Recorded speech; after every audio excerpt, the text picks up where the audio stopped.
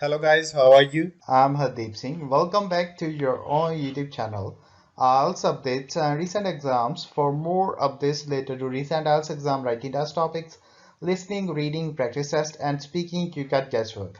Please, guys, participate in everyday listening and reading practice test to achieve your desired band score in your actual IELTS exam. Please hit the like and subscribe button. Press the bell icon for the upcoming notifications. Don't forget like, subscribe and share my YouTube channel and my Facebook page, IELTS updates and recent exams. Now turn to part 1. You will hear a woman talking on the telephone to a man about a car he is selling. First, you have some time to look at questions 1 to 4.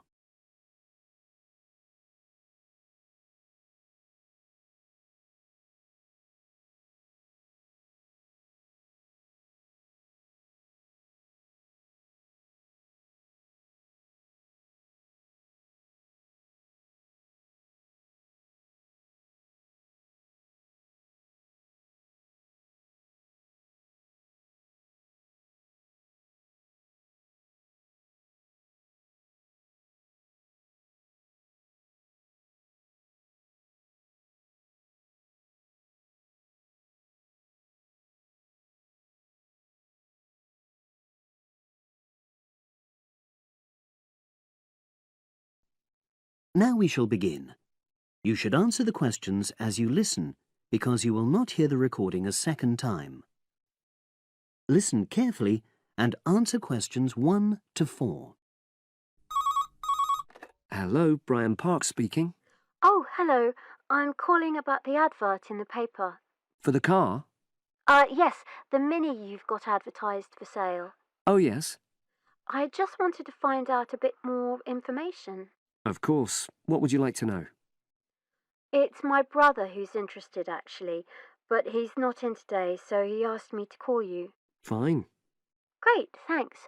So it's a Mini, Yep. and how old is it? Just coming up to 13 years old. And I seem to remember from the ad that it's grey. That's it. Doesn't show the dirt. Absolutely. Anyway, the colour shouldn't be a problem for Jeff. You know, the important thing is the quality. Yes, of course. And what about mileage? With it being pretty old, it's probably over 100,000? Actually, it's 40,000 less than that. 62,000 on the clock. Great! I remember now. I'm confusing it with another ad I was looking at. Right. Pleasant surprise then. Yeah. Have you been the only owner, or was there a previous one? I'm the second one. Before, it was owned by a teacher who was a very careful driver. Didn't have any accidents. Very good. And what about you? What do you tend to use it for? I haven't used it all that much, mostly for shopping. You know the sort of thing. So not much wear and tear. I'll make a note of that. I know Jeff wanted me to check that. Right. Before you hear the rest of the conversation, you have some time to look at questions 5 to 10.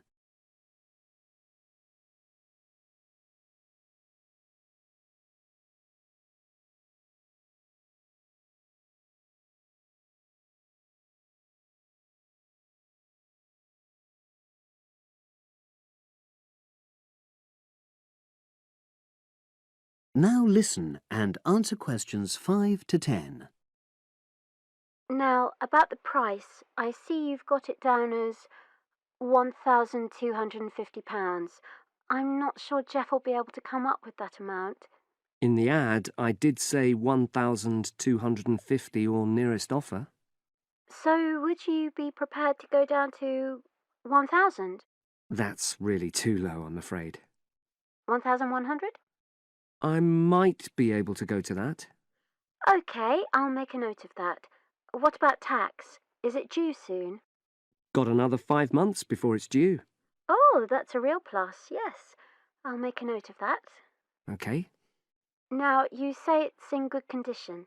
For its age, I'd say yes, definitely. It's just been serviced and there were no major problems. Major. I'd be able to show you the service report. The only thing is, you'd have to get a new tyre in the near future. Though it's still okay, you know. It's certainly absolutely safe at the moment. Okay, fair enough. Yes, I understand. And the garage also mentioned that one headlight could probably do with replacing. They think there's a fault there, you know, intermittent.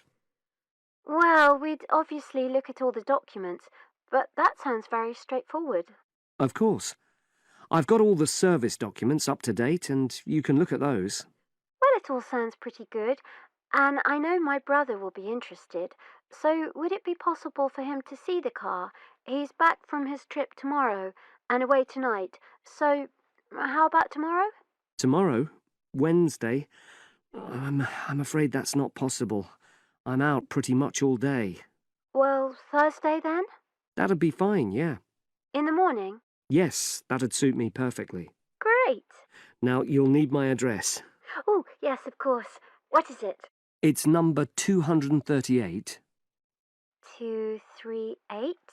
London Road. Oh, that's easy enough. Yes, very straightforward. So I'll pass on these notes to Jeff, and he'll see you in a couple. That is the end of part 1. You now have 1 minute to check your answers to part 1.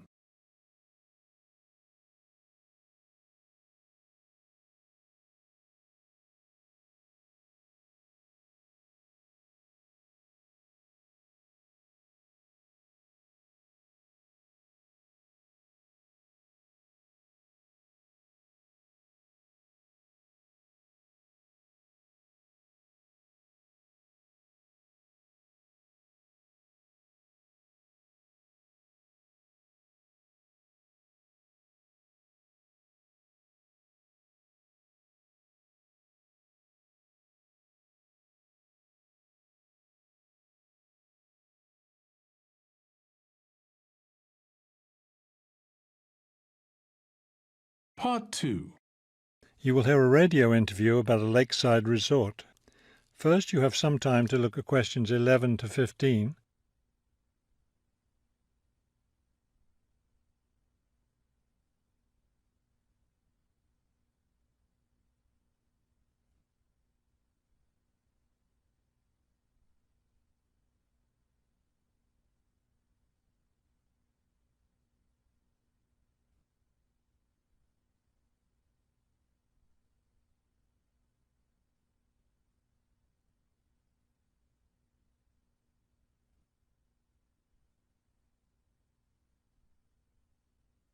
As you listen to the first part of the talk, answer questions 11 to 15.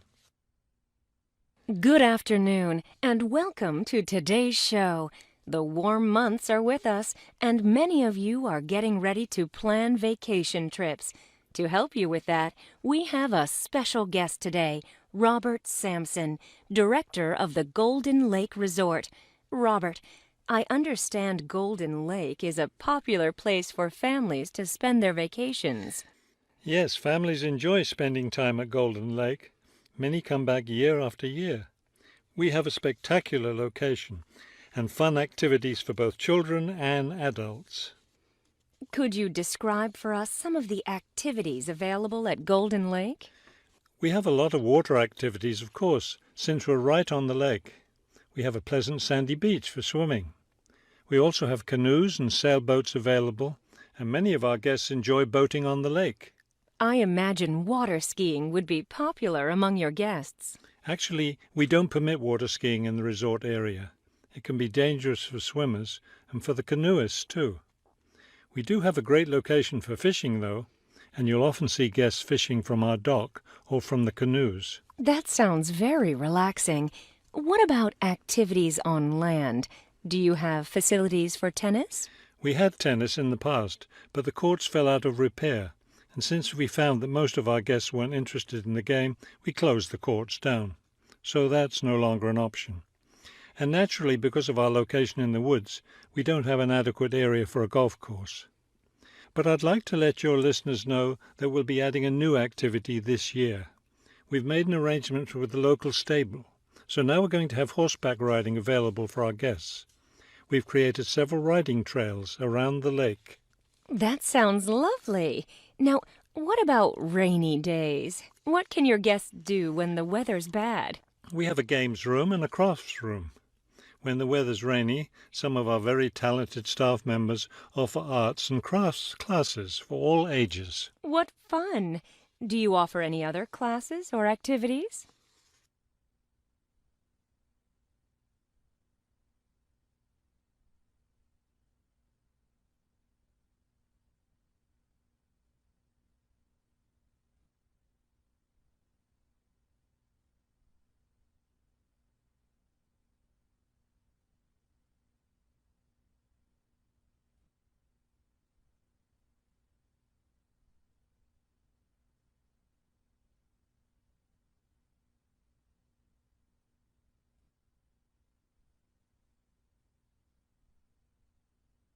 Now listen and answer questions 16 to 20.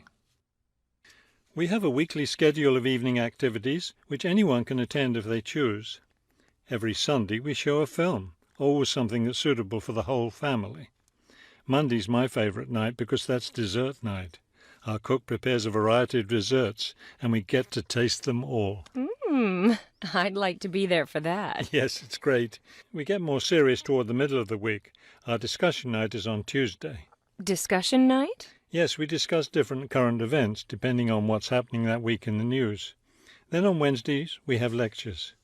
We invite different experts to talk about local history or nature topics.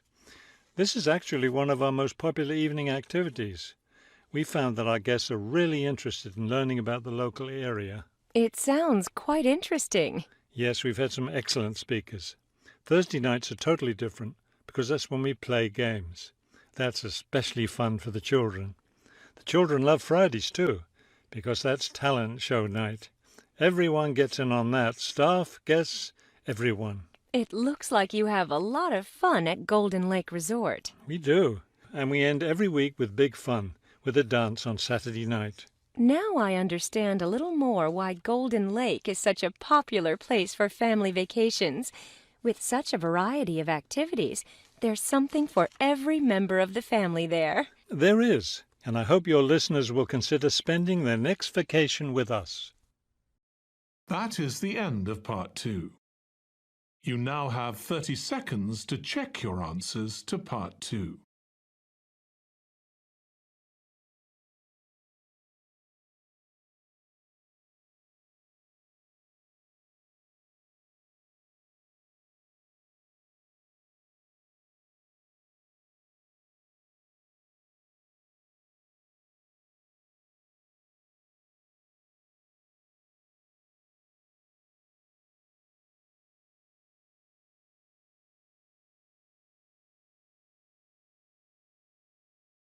Part 3.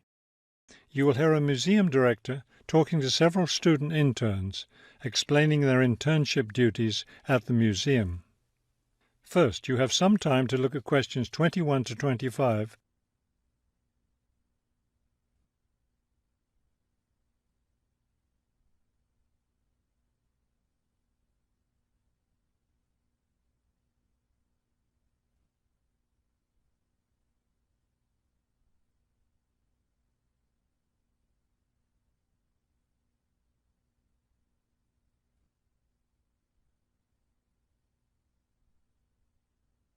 As you listen to the first part of the conversation, answer questions 21 to 25. Welcome to the City Museum of Art. I'm Dr. Shirley Johnson, the director of the museum's internship program. Today, I'll be giving you an orientation to the museum and our museum administrator's internship program. Will we get a chance to tour the museum today? Yes, we'll start right now with a tour of the building. We'll skip the basement. Most of that part of the building is devoted to art conservation, which won't be part of your internship. Let's begin here on the ground floor with the museum offices. I guess this is where we'll be spending most of our time, helping with the office work. You'll spend some time working in here so you can learn what the administrative duties involve. But you'll also get a chance to experience all aspects of museum work. This room in here is the museum tours office. I'm interested in that. I'd really like to help out with the tours. That's great, because you'll all have a chance to lead some tours and maybe even to develop a tour of your own, too. Let's go up to the second floor now. This is the boardroom in here, isn't it? Will we get to go to board meetings? Only members of the board of directors attend those. Now, back here behind the galleries are the classrooms. You're all welcome to attend any class you want at no charge. But we won't be teaching any, will we? No, the staff of the education department is responsible for that. Let's move up to the third floor now and the research department. Each of you will spend some time working in here. Great. I'd like to help with the research. We're working on some very interesting research projects right now. Also, as an extension of your research work, you'll probably contribute to some of the museum's brochures. I'm looking forward to that. I like writing about art. Another thing I've been hoping to be able to do is meet some artists. You're in luck then. We've planned a reception for the first day of your internship, and you'll have the chance to meet several local artists then.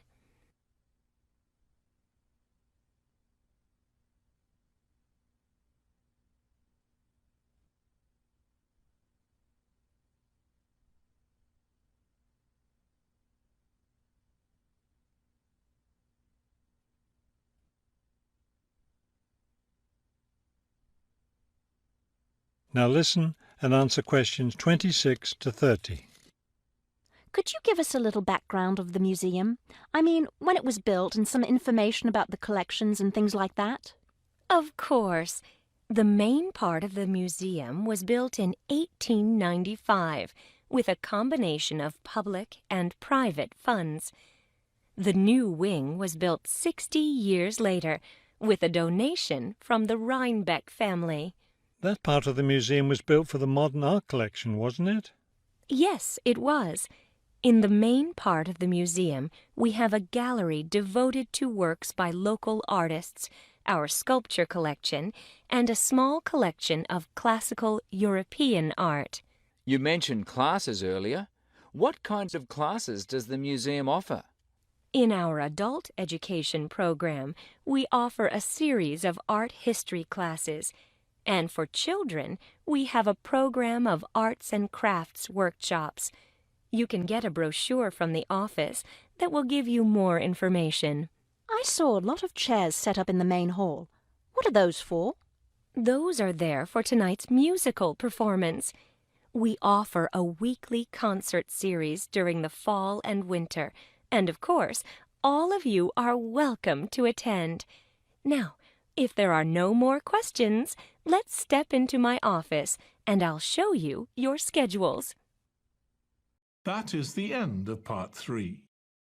You now have 30 seconds to check your answers to part 3.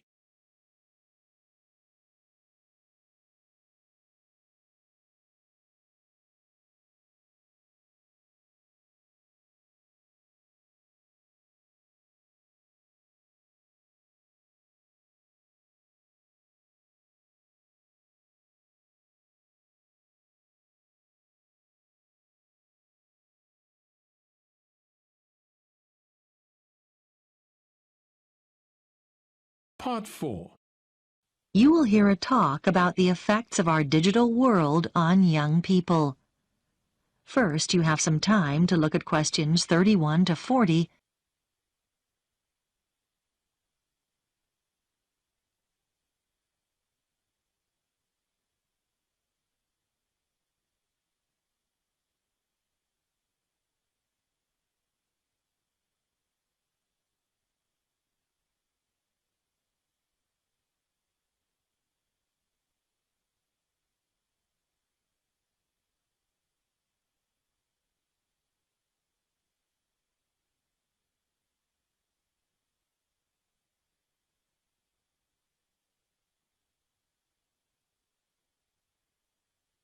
Now listen carefully and answer questions 31 to 40.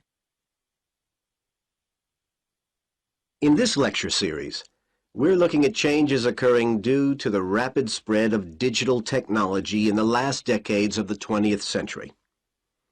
By digital technology, I include any computer-related devices such as email, the internet, cell phones, instant messaging, to name but a few. Today's lecture focuses on the ideas of Mark Prensky and what he believes are the major effects that high exposure to digital technology has had on young people today. Firstly, what exactly does Prensky believe? He argues that because today's young people have been born into a digital world and spend hours simply playing with technology, they've changed in fundamental ways.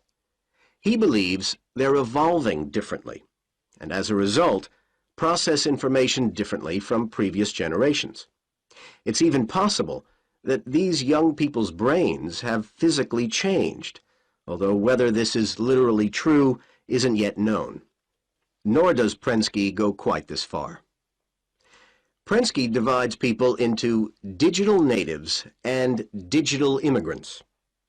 Today's young people are the digital natives, and they belong in this new digital age because they were born into it and grew up as native speakers of the digital language of computer technology, whereas digital immigrants are those born in the generations before the digital age. Just as those who learn a second language often retain their foreign accent, the immigrants are usually, in varying degrees, not quite as effective at speaking the digital language as the natives are. For example, they're more comfortable finding phone numbers using a phone book or looking up information in an encyclopedia, rather than using the internet as a primary source of information. Prensky calls this the digital accent. Another example of the digital accent is scanning a manual for a computer program rather than assuming the program itself will teach you how to use it. Basically, people with a digital accent have never really stopped relying on their original non-digital means of sourcing information. They prefer doing things as they've always done them, without typing something into a computer.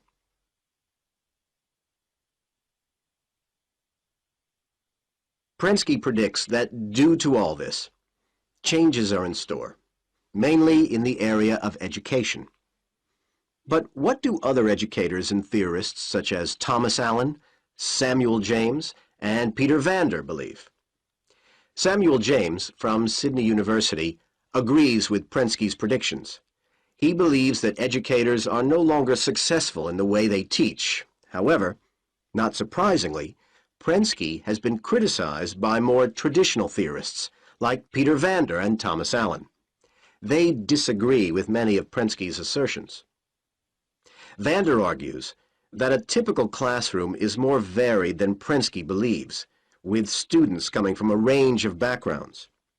He maintains that a large percentage of these students are not necessarily proficient with technology, and not all students today fit the one stereotype. And Allen adds that even though most students today have easy access to technology, some just don't find the digital medium appealing. James disagrees, though. He believes that all today's students do share the same basic interest in and knowledge of digital technology. However, James believes our younger students can communicate with their digital immigrant teachers and can still learn using methods which have proven to be successful in the past. James's theories are taken a step further by Allen, who recognizes that both digital immigrants and natives have to deal with vast amounts of information in today's electronic society. Allen maintains that while most young students are proficient in playing computer games and using the web in quite basic ways, they're not used to using the computer at advanced levels. For example, to conduct complex information searches, which are so necessary for university study today. Irrespective of Allen's research, James believes it's possible for computer games to play a major role in making classroom learning more stimulating, and he cites many instances where this would be possible today. However, Vander asserts that rather than focusing on developing games, we should think of better ways to assist teachers, because no computer program comes close to doing what a human teacher does every day. That is the end of part 4. You would now have 10 minutes to transfer your answers to the answer sheet. So guys, don't forget like, subscribe and share my YouTube channel and my Facebook page. IELTS updates and recent exams. For more updates related to recent IELTS exam writing as topics, listening, reading, practice test and speaking, you got guesswork. Please guys, participate in everyday new IELTS listening and reading practice tests to achieve your desired band score in your actual IELTS exam. For more IELTS material, visit my official website www.ieltsupdatesandrecentexams.com. The link is given below in the description. If you need PDF files of latest IELTS material, then please join my Telegram channel. So guys, please write your score below the comment section. Again, thanks for listening. God bless you all guys. Stay tuned, stay safe.